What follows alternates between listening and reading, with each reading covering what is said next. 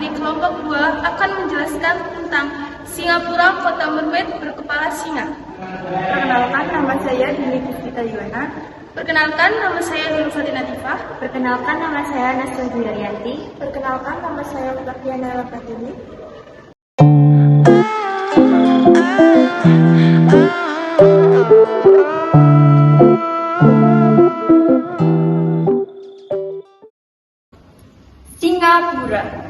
Singapura berasal dari kata singa dan pura yang memiliki arti kota singa.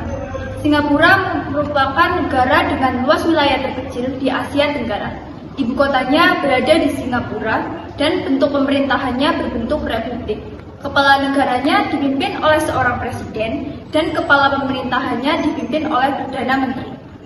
Memiliki mata uang berupa dolar Singapura dan memiliki lagu kebangsaan yang berjudul Singapura Majulah. Berikut cuplikan lagunya.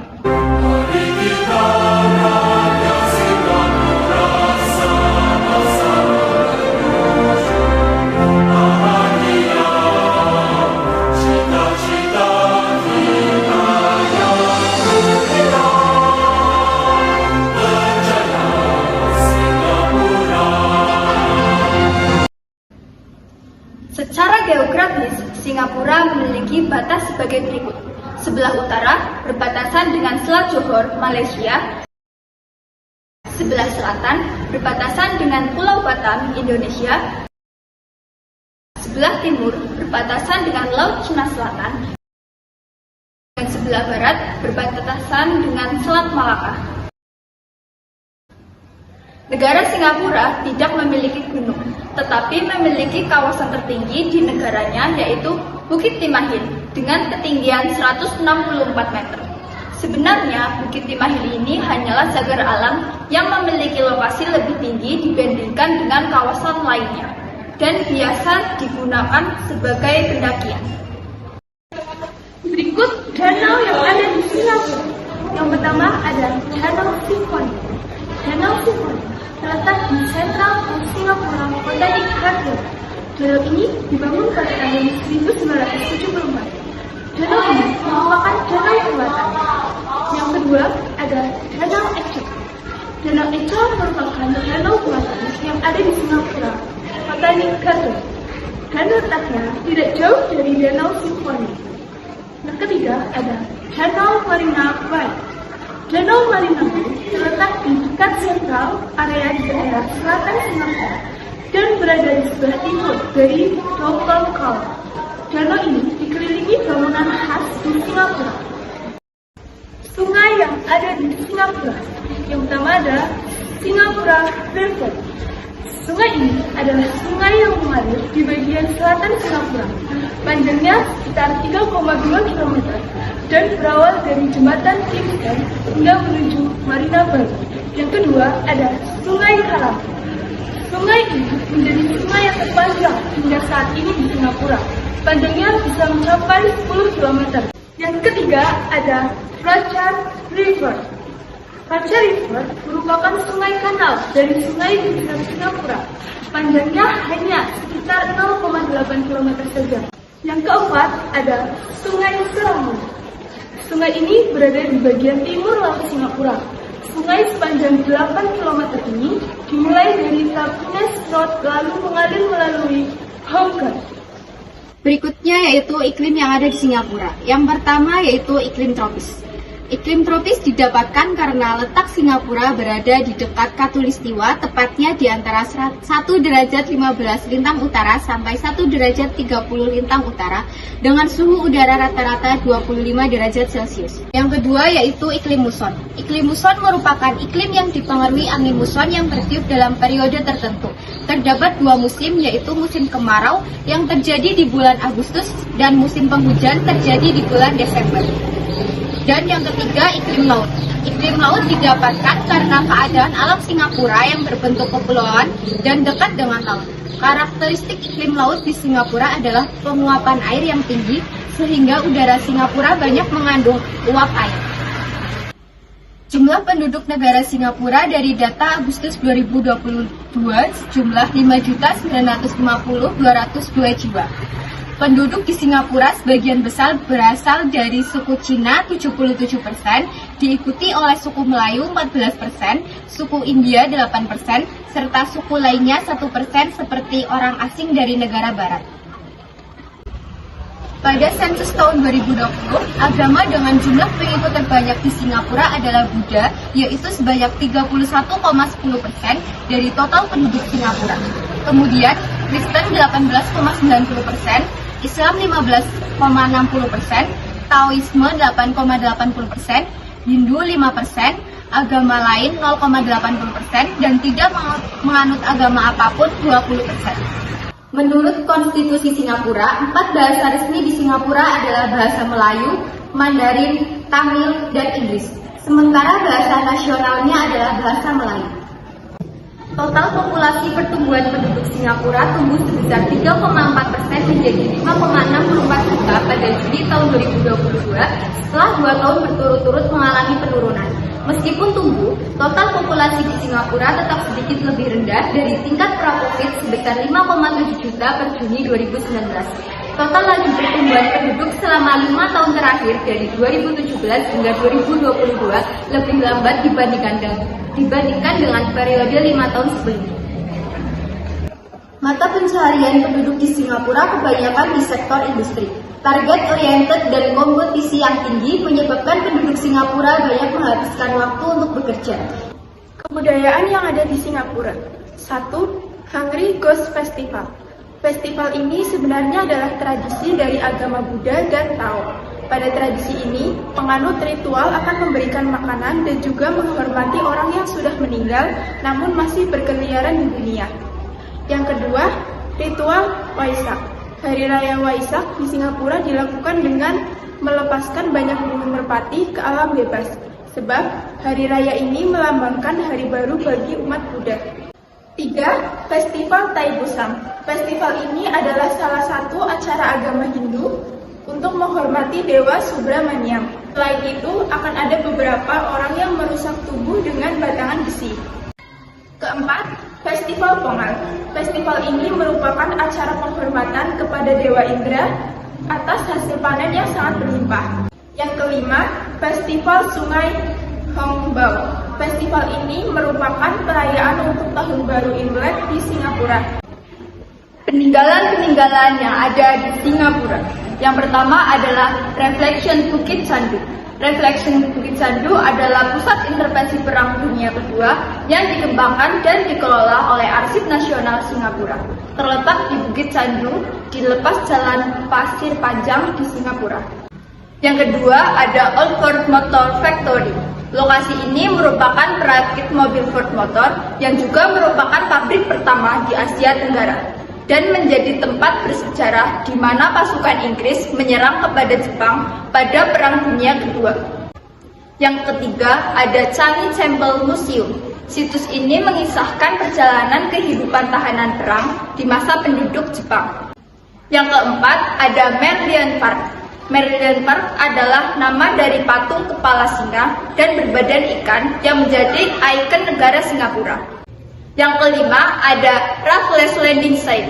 Raffles adalah nama dari pendiri sekaligus gubernur Singapura modern. Raffles Landing Site dibangun sebagai tempat untuk mengenang jasa-jasa dari Raffles. Selanjutnya yaitu sistem pendidikan di Singapura. Yang pertama yaitu prasekolah. Untuk mendaftar prasekolah di Singapura, seorang anak harus berusia 3-6 tahun. Periode belajar untuk anak-anak prasekolah berlangsung selama 2,5 sampai 4 jam dan 5 hari dalam seminggu. Pada tingkat ini yang diutamakan adalah mempelajari bahasa yaitu bahasa Inggris sebagai bahasa utama dan bahasa Mandarin sebagai bahasa kedua. Yang kedua yaitu sekolah dasar. Seperti di Indonesia, sekolah dasar di Singapura juga membutuhkan waktu 6 tahun untuk menyelesaikannya. Pada jenjang ini, para siswa akan mempelajari bahasa seperti bahasa Inggris, bahasa Mandarin, dan bahasa Melayu. Dan juga mempelajari matematika, musik, kesenian, olahraga, dan juga ilmu pengetahuan sosial. Yang ketiga yaitu tingkat sekolah menengah. Di sekolah menengah ini, siswa akan dibagi ke dalam 2 kelompok. Kelompok pertama adalah kelompok GCEN normal, sementara itu kelompok kedua adalah kelompok GCLO ordinary. GCLO adalah kumpulan siswa-siswa berprestasi. Pada jenjang ini, kegiatan belajar dilakukan selama 4 tahun. Yang keempat yaitu perguruan tinggi. Setelah menyelesaikan ujian level GCO, siswa diberi berbagai macam pilihan. Mereka dapat mendaftar ke perguruan tinggi junior atau junior college ataupun politeknik. Adapun perguruan tinggi terbaik yang ada di Singapura yaitu National University of Singapore atau NUS. Universitas tertua dan terbesar di Singapura ini berulang kali masuk ke jajaran 30 besar universitas terbaik dunia dan bahkan pada tahun 2011 masuk urutan ketiga universitas terbaik di Asia versi US World Universities Ranking. Universitas ini memiliki 16 fakultas dan sekolah yang mengajarkan dari ilmu sosial, bisnis, komputer, kedokteran gigi, teknik, hukum, sampai ilmu kedokteran. Selanjutnya, industri-industri yang ada di Singapura. Yang pertama, industri pariwisata Singapura.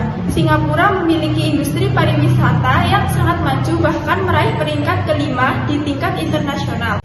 Yang kedua, industri perbankan Singapura. Sektor perbankan juga menjadi salah satu sektor industri ternama di Singapura.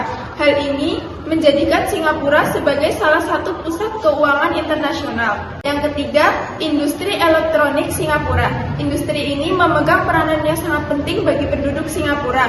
Bahkan elektronik menjadi komoditi ekspor utama negara ini. Selanjutnya, ekspor dan impor di Singapura. Ekspor terbesar Singapura adalah perangkat sirkuit sebesar 43,8 miliar US dollar dan hasil olahan minyak sebesar 37,7 miliar US dollar serta komputer 9,4 miliar US dollar. Sementara impor terbesar adalah minyak mentah sebesar 17 miliar US dollar dan kapal kargo 7,66 miliar US dollar. Singapura juga harus mengimpor bahan makanannya dari Malaysia dan Indonesia. Beberapa tempat wisata yang ada di Singapura. Tempat wisata di Singapura yang pertama, kita mulai dari ikon negeri Singapura yang bernama Merlion Park atau Taman Merlion Singapura, sekaligus sebagai objek wisata yang paling terkenal di Singapura. Lokasi Merlion Park berada di Only Fullerton, Singapura. Merlion Park masuk dalam kategori tempat wisata Singapura yang gratis, serta tempat wisata Singapura yang romantis dan instagramable. Objek wisata yang paling terkenal di Singapura selanjutnya adalah Marina Bay Sands, sebuah tempat yang menyajikan beragam tema hiburan dan wisata dengan taraf internasional.